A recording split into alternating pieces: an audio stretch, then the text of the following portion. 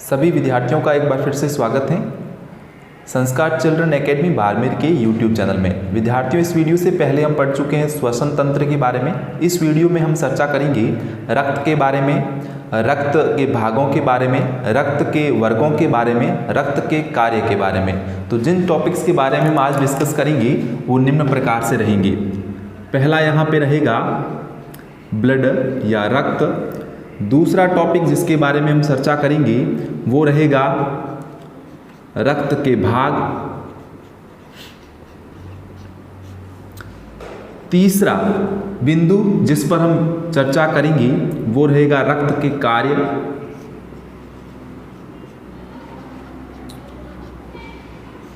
और चौथा बिंदु रक्त के वर्ग।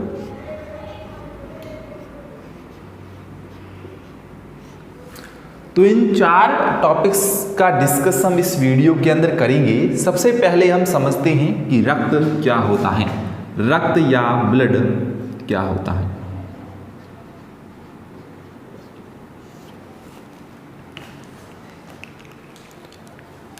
ध्यान दीजिए विद्यार्थियों, रक्त जो है वो एक तरल संयोजी उत्तक होता है, एक तरल संयोजी उत्तक होता है। तरल संयोजी उत्तक से मतलब है कि लिक्विड कनेक्टिव टिश्यू है जो आपस में विभिन्न अंगों को जोड़ता है। ऐसा तरल माध्यम जो विभिन्न अंगों को आपस में जोड़ने का कार्य करता है, इसलिए इसको कहते हैं तरल संयोजी उत्तक।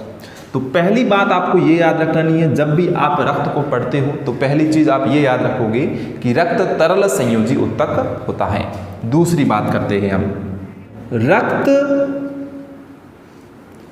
किस माध्यम में होता है। ये प्रश्न भी विद्यार्थियों को पूछा जाता है कि रक्त किस माध्यम में होता है। विद्यार्थियों, माध्यम दो होते हैं, अम्लीय माध्यम होता है, क्षारीय माध्यम होता है। इधर से देख लें, अम्लीय माध्यम होता है और एक क्षारीय माध्यम होता है। जिसका पीएच मान 7 से कम होता है उसको तो हम कहते हैं वो पदार्थ कैसा है, अम्लीय पदार्थ है। लेकिन जिसका पीएच मान 7 से ज्यादा होता है हम कहते हैं कि वो पदार्थ कैसा है, क्षारीय होता है। तो उसी प्रकार से अगर हम रक्त की बात करते हैं तो रक्त का माध्यम होता है क्षारीय। रक्त का माध्यम कैसा होता है, क्षारीय होता है। इसका जो पीएच मान है रक्त का या ब्लड का वो होता है 7.4, 7.4 इसका क्या होता है, पीएच मान होता है। और इस कारण इसको क्या कहते हैं अपन, क्षारीय पदार्थ कहते हैं। क्योंकि नॉर्मली जो 7 होता है वो उदासीन होता है और 7 से अधिक है इसका मतलब वो क्षारीय है। तो यहाँ पर इसका मान तो 7.4 है जो कि 7 से अधिक है, और 7 से अधिक होने के कारण इसको हमने क्या कहा, क्षारीय कहा। इसके बाद हम इसमें तीसरे बिंदु पर चलते हैं, रक्त के अंदर तीसरे बिंदु पे चलते हैं कि रक्त का मेजर वर्क क्या होता है। देखिए विद्यार्थियों, हमारे शरीर के अंदर जो ब्लड होता है वो ब्लड विभिन्न प्रकार के हमारे शरीर के अंदर पोषक तत्वों का परिवहन करता है। ये इसका मुख्य कार्य, इसलिए मैं यहां पे इसका लिख रहा हूं। पोषक तत्वों का जो परिवहन है वो विद्यार्थियों कौन करता है, वो करता है ब्लड यानी कि रक्त करता है। दूसरा इसका कार्य पोषक तत्वों के साथ साथ ऑक्सीजन का परिवहन भी कौन करता है विद्यार्थियों, O2 का परिवहन। तो O2 का परिवहन भी हमारे शरीर के अंदर ब्लड करता है, रक्त करता है। तीसरा इसका कार्य हम समझते हैं जो अपशिष्ट होता है विद्यार्थियों, अपशिष्ट का परिवहन भी कौन करता है, ब्लड करता है। तो रक्त के ये तो मेजर वर्क होते हैं, पोषक तत्वों का परिवहन करना, ऑक्सीजन का परिवहन करना और अपशिष्ट का परिवहन करना। इसके बाद वापस से विद्यार्थियों एक बार आप इस चीज को देख लो जो कि आपको रक्त के अंदर पढ़नी है। पहली चीज तरल संयोजी उत्तक है, दूसरा इसका माध्यम क्षारीय होता है, पीएच मान इसका 7.4 होता है, इसका मेजर वर्क पोषक तत्वों का परिवहन, ऑक्सीजन का परिवहन और अपशिष्ट का परिवहन होता है। नेक्स्ट विद्यार्थियों बात आती है ब्लड के निर्माण की, रक्त के निर्माण की, कि रक्त का निर्माण कहाँ होता है, ब्लड का फॉर्मेशन कहाँ होता है। तो रक्त या ब्लड का जो फॉर्मेशन है वो विद्यार्थियों अस्थि मज्जा में होता है, यानी कि बोन मैरो के अंदर होता है। तो यहाँ पे हम इसका लिख देते हैं कि इसका जो निर्माण है वो होता है अस्थि मज्जा के अंदर। ये निर्माण होता है विद्यार्थियों वयस्कों के अंदर। वयस्कों के अंदर रक्त का निर्माण कहाँ होता है? अस्थि मज्जा में होता है। लेकिन अगर मैं बात करूं भ्रूणावस्था की, तो भ्रूणावस्था के अंदर जो रक्त है उसका निर्माण विद्यार्थियों होता है प्लीहा के अंदर। प्लीहा। तो ये कुछ छोटी छोटी बातें हैं जिसको आप याद रख लें कि रक्त का निर्माण वयस्कों के अंदर कहाँ होता है? अस्थि मज्जा में होता है। लेकिन अगर हम भ्रूणावस्था की बात करते हैं तो भ्रूणावस्था के अंदर रक्त का निर्माण कहाँ होता है? प्लीहा में होता है। तो ये तो बात हो गई हमारे ब्लड की, रक्त की। इसके बाद हम डिस्कस करेंगे ब्लड के भागों की, रक्त के भागों की। अब इस रक्त या ब्लड को कितने पार्ट्स के अंदर डिवाइड करते हैं? तो 2 भागों के अंदर इसको डिवाइड किया जाता है। यहाँ पे मैं लिख रहा हूँ, इसको 2 भागों में बांटा जाता है या विभाजित किया जाता है। सबसे पहला भाग जिसको हम कहते हैं प्लाज्मा, और दूसरा भाग जिसको हम कहते हैं कणिकाएं।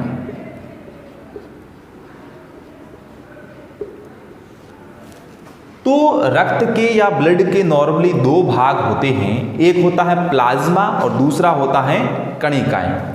पहला है प्लाज्मा। हम जानते हैं कि कोई भी पदार्थ अपने आप में कितना होता है? 100% होता है। रक्त कितने प्रतिशत हो गया? 100%। एक व्यक्ति में औसतन जो रक्त होता है वो लगभग 5 से 6 लीटर होता है। यहाँ पे मैं लिख देता हूँ 5 लीटर। एक व्यक्ति में औसतन जो रक्त होता है वो 5 लीटर होता है, और हम हर पदार्थ को अपने आप में इसको 100% मानते हैं। तो अब इस कुल 100% का, अब ये 5 लीटर अपने आप में क्या है विद्यार्थियों? ये 5 लीटर अपने आप में 100% है। तो इस 5 लीटर का 55% यानी कि 55% किसका? 5 लीटर का, वो तो विद्यार्थियों होता है प्लाज्मा। और 5 लीटर का 45% क्या होता है? तो वो कणिकाएं होती हैं, 45%। तो दोनों चीजें आप याद रख लेना कि रक्त के अंदर प्लाज्मा 55% होता है और कणिकाएं 45% पाई जाती हैं।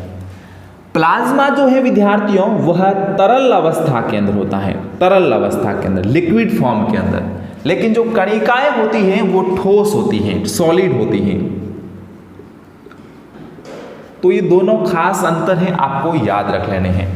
हमारे शरीर के अंदर प्लाज्मा का परिवहन होता है और प्लाज्मा के अंदर क्या होती है विद्यार्थियों? कणिकाएं होती है। फ्लो किस माध्यम में होता है? तरल माध्यम में होता है। इसलिए तो हमने कहा ब्लड एक तरल संयोजी ऊतक है। तो ब्लड जो है वो तरल भाग उसका क्या होता है? प्लाज्मा होता है। प्लाज्मा के अंदर कणिकाएं होती हैं, उसके बाद उसका क्या होता है? परिवहन होता है। तो प्लाज्मा के अंदर कणिकाओं का परिवहन होता है। अब हम बात करते हैं आगे प्लाज्मा की। इस प्लाज्मा को भी हम आगे 2 भागों में विभाजित करते हैं। तो चलिए हम देख लेते हैं इसके 2 भाग कौन कौन से होंगे। अगर हम इस प्लाज्मा की बात करते हैं तो इसको 2 भागों में विभाजित करेंगे। एक इसका भाग होता है जल और दूसरा होता है कार्बनिक व अकार्बनिक पदार्थ। कार्बनिक व अकार्बनिक पदार्थ।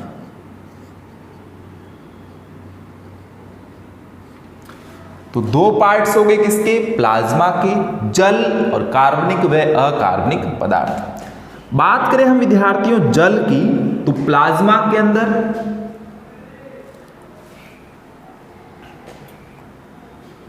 अब ये प्लाज्मा कुल रक्त का 55% है, लेकिन ये प्लाज्मा स्वयं में कितना है? स्वयं में 100% है। तो इस कुल 100% प्लाज्मा का 92% तो विद्यार्थियों जल होता है और 8% जो हैं वो कार्बनिक व अकार्बनिक पदार्थ होते हैं। तो ये भी प्रश्न परीक्षा में पूछा जाता है, तो आप इसको इस प्रकार से आसानी से हैंडल कर सकते हैं कि प्लाज्मा जो कि तरल अवस्था में होता है कुल रक्त का 55% होता है। प्लाज्मा को 2 भागों में डिवाइड किया जाता है, जल और कार्बनिक व अकार्बनिक पदार्थ। जल कितना प्रतिशत? 92%। कार्बनिक व अकार्बनिक पदार्थ कितने प्रतिशत? 8%। तो आपको यहां तक ये चीज अच्छी तरीके से समझ में आ चुकी होगी। इसके बाद हम आगे चलते हैं कणिकाओं के अंदर। अगर हम कणिकाओं का क्लासिफिकेशन करते हैं, हम कणिकाओं का अगर वर्गीकरण करते हैं, तो कणिकाएं नॉर्मली 3 टाइप की होती हैं। कितने टाइप की होती है विद्यार्थियों? 3 टाइप की होती हैं। सबसे पहले हम लिखेंगे आरबीसी, दूसरी कणिका होती है डब्ल्यूबीसी, और तीसरी कणिका होती है प्लेटलेट्स। 3 कणिकाएं होती हैं विद्यार्थियों, आरबीसी, डब्ल्यूबीसी एंड प्लेटलेट्स। इसको हम कहेंगे आरबीसी यानी कि लाल रक्त कणिकाएं, डब्ल्यूबीसी यानी कि श्वेत रक्त कणिकाएं, प्लेटलेट्स यानी कि बिंबाणु। ये इसका हिंदी में रूपांतरण होता है। इसके अगर स्पेशल नाम की बात की जाती है विद्यार्थियों, अब इसका स्पेशल नाम भी लिख देते हैं। आरबीसी का स्पेशल नाम अगर हम पढ़ते हैं तो इसका स्पेशल नाम होता है इरिथ्रोसाइट्स। ये विद्यार्थियों नाम जरूर याद रख लें आप, इरिथ्रोसाइट्स। ये किसका नाम हो गया?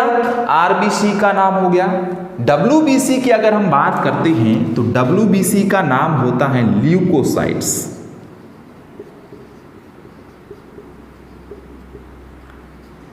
देन आफ्टर प्लेटलेट्स का नाम हो जाएगा थ्रोम्बोसाइट्स।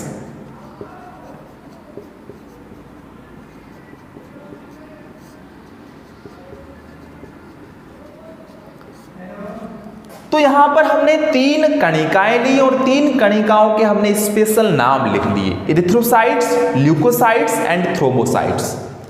यहां तक आपको ये चीज समझ में आ चुकी होगी। इसके बाद हम इन कणिकाओं का आगे विभाजन पढ़ते हैं। ये केंद्रक विहीन होती हैं या केंद्रक युक्त होती हैं, इनका जीवन काल कितना होता है, उन सभी बातों को हम अच्छे से लेंगे। सबसे पहली बात हम आरबीसी के बारे में देखते हैं कि यह जो कणिका होती है वो केंद्रक युक्त होती है या केंद्रक विहीन। तो हम कहेंगे कि ये इस टाइप की स्ट्रक्चर होती हैं, लेकिन इसके अंदर इस प्रकार का कोई केंद्रक नहीं पाया जाता। इसका मतलब है कि आरबीसी कैसी हो गई? केंद्रक विहीन कोशिका हो गई, केंद्रक विहीन। अगर हम बात करें कुल कणिकाओं का, तो कुल कणिकाएं विद्यार्थी कितनी प्रतिशत होती हैं? 100% अपने आप में। तो इस 100% का 99% विद्यार्थियों क्या होती हैं? आरबीसी होती है। आरबीसी का निर्माण कहां होता है? तो आरबीसी का निर्माण विद्यार्थियों होता है अस्थि मज्जा में। तो कुछ छोटी छोटी बातें आप जरूर याद रखें। इसके बाद पूछा जाता है प्रश्न कि इसका जीवन काल कितना होता है? इसका जीवन काल कितना होता है?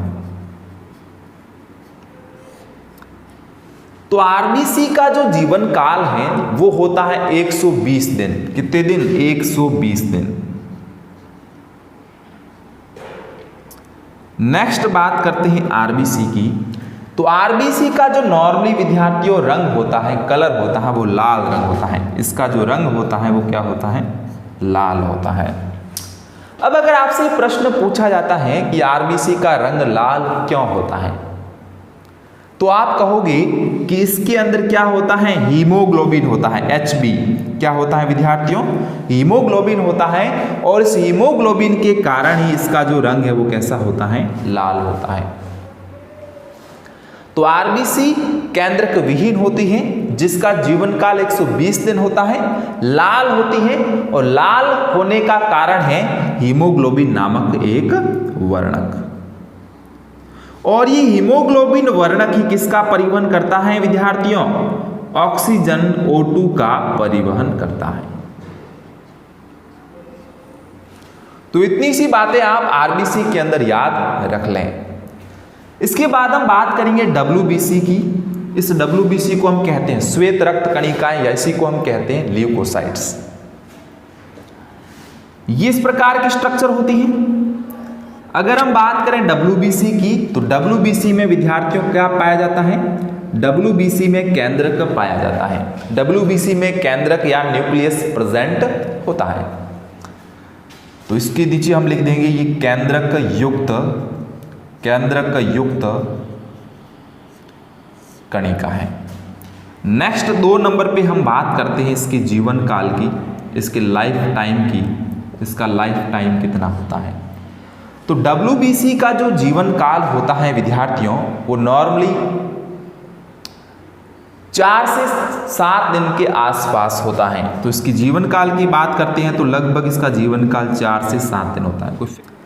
इसके बाद हम इसकी आगे बात करते हैं इसका रंग कैसा होता है। तो विद्यार्थियों, इसके अंदर हीमोग्लोबिन वर्णक नहीं पाया जाता।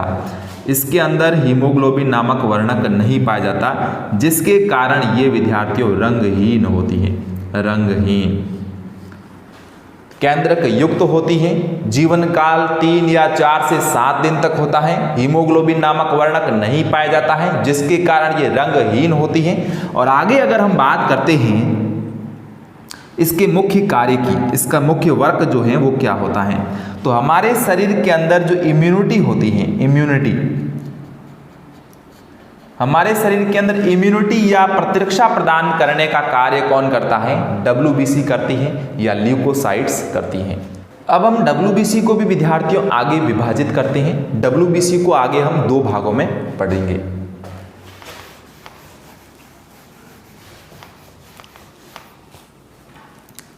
यहां पे मैंने लिख दिया ये WBC, व्हाइट ब्लड सेल्स, या फिर हम कहेंगे इसको ल्यूकोसाइट्स। इसको विद्यार्थियों हम 2 पार्ट्स के अंदर डिवाइड करते हैं। सबसे पहला इसका भाग होगा कणिकाणु, और इसका जो दूसरा भाग होता है इसको हम कहते हैं अकणिकाणु।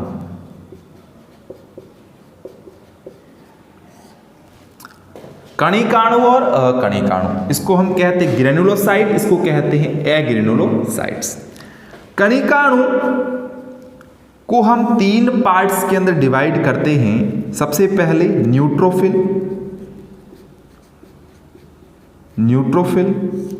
उसके बाद पढ़ेंगे हम इएसिनोफिल,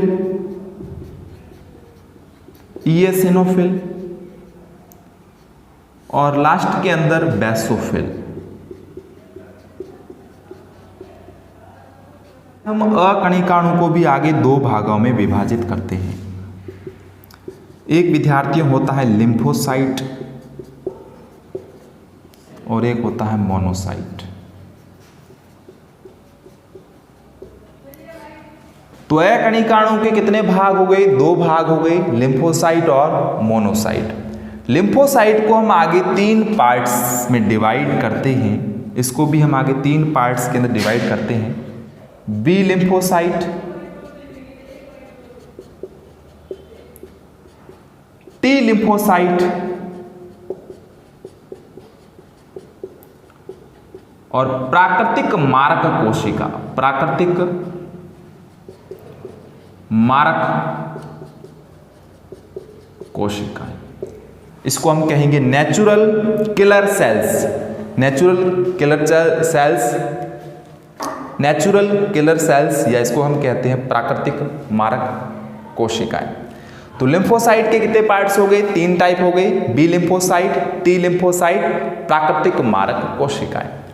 तो ये तो डिवीजन हो गया किसका? WBC का या ल्यूकोसाइट्स का। अब इसका थोड़ा थोड़ा वर्क देख लीजिए, इनका कार्य क्या होता है। सबसे पहले हम इसकी स्पेशल हेडलाइट कर देते हैं न्यूट्रोफिल को, लिम्फोसाइट को, मोनोसाइट को। इन तीनों को मैंने हाईलाइट कर दिया है, इसको हम अच्छे से देख लेते हैं इसे एक बार। न्यूट्रोफिल सर्वाधिक मात्रा में पाई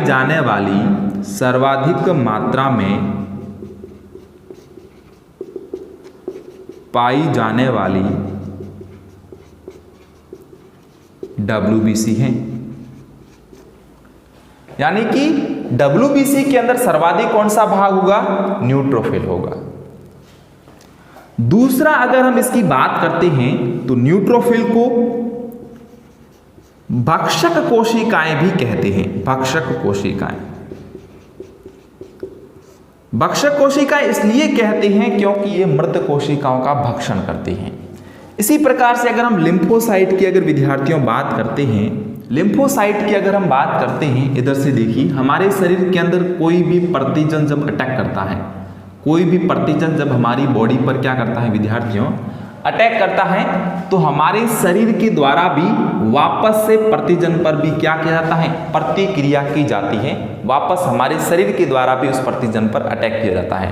तो हमारे शरीर के अंदर जो लिम्फोसाइट होता है वो लिम्फोसाइट सक्रिय होता है और लिम्फोसाइट के द्वारा प्लाज्मा कोशिकाओं का निर्माण होता है और वो प्लाज्मा कोशिकाएं आगे जाकर प्रतिजन से लड़ती हैं।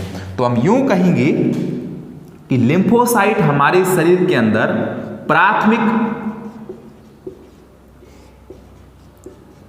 प्रतिरक्षा प्रदान करता है।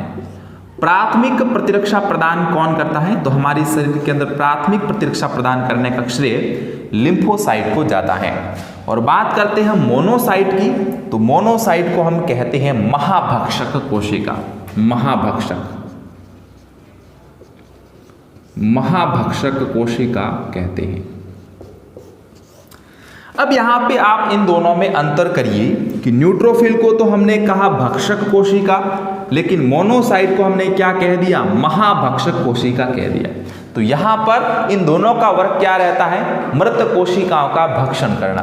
तो इन दोनों को आप थोड़ा सा अच्छे से याद रख लें। तो ये तो विभाजन था बच्चों WBC का। इसके बाद हम आगे बात करते हैं प्लेटलेट्स की या थ्रोम्बोसाइट की। थ्रोम्बोसाइट भी बच्चों केंद्रक विहीन होती है, केंद्रक विहीन कोशिका है।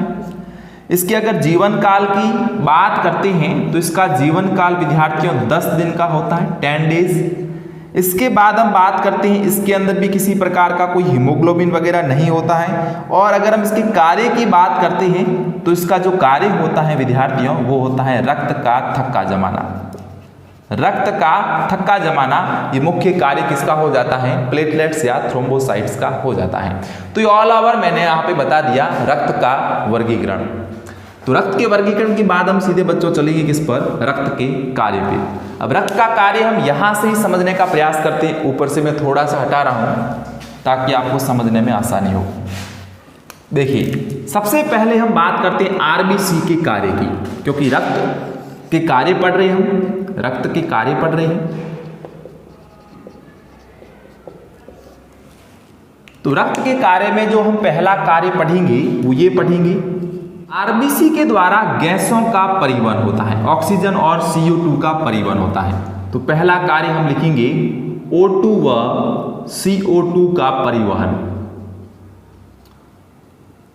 O2 व CO2 का परिवहन विद्यार्थियों कौन करता है, O2 व CO2 का परिवहन हमारे शरीर के अंदर ब्लड करता है, रक्त करता है। दूसरा अगर हम बात करें अपशिष्ट का परिवहन, तो अपशिष्ट का परिवहन भी कौन करता है, ब्लड करता है, रक्त करता है। इसी प्रकार से हम बात करें हमारे शरीर का जो पीएच नियंत्रण भी कौन करता है, रक्त करता है। 4 नंबर पे बात करें, हमारे शरीर के अंदर विद्यार्थियों अंतःस्रावी ग्रंथियों के द्वारा हार्मोन सर्कुलेट होते हैं। ये हार्मोन सीधे कहाँ छोड़े जाते हैं, रक्त में छोड़े जाते हैं और रक्त बाद में इनका क्या करता है, परिवहन करता है।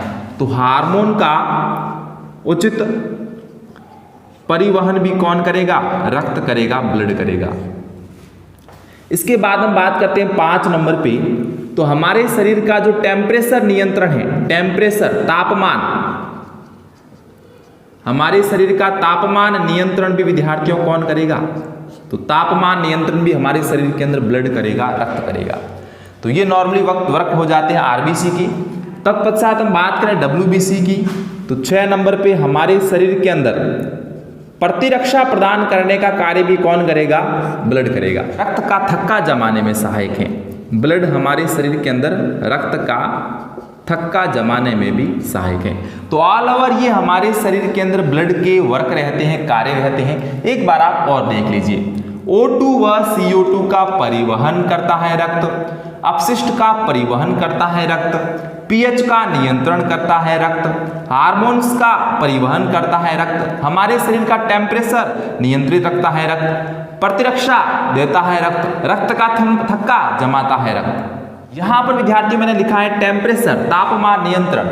आज का आपके लिए क्वेश्चन आप कमेंट में जरूर लिखें कि हमारे शरीर का सामान्य ताप कितना होता है। हमारे शरीर का सामान्य ताप कितना होता है, ये ताप आप बताइए डिग्री सेंटीग्रेड में व फ़ारेनहाइट के अंदर। आप दोनों में बताइए, डिग्री सेंटीग्रेड व फ़ारेनहाइट पैमाने दोनों में बताइए हमारे शरीर का सामान्य ताप कितना होता है। ये आज का आपका प्रश्न है, कमेंट में जरूर लिखें। तो इस वीडियो के अंदर आपने क्या क्या पढ़ा? इस वीडियो के अंदर आपने पढ़ा रक्त को, रक्त के भाग को और रक्त के कार्य को। अगर आपको यहां से वीडियो पसंद आया है तो इसको आप लाइक कर दें, इसको शेयर कर दें, चैनल को सब्सक्राइब कर दें। लगातार जुड़ने के लिए आपका बहुत बहुत धन्यवाद।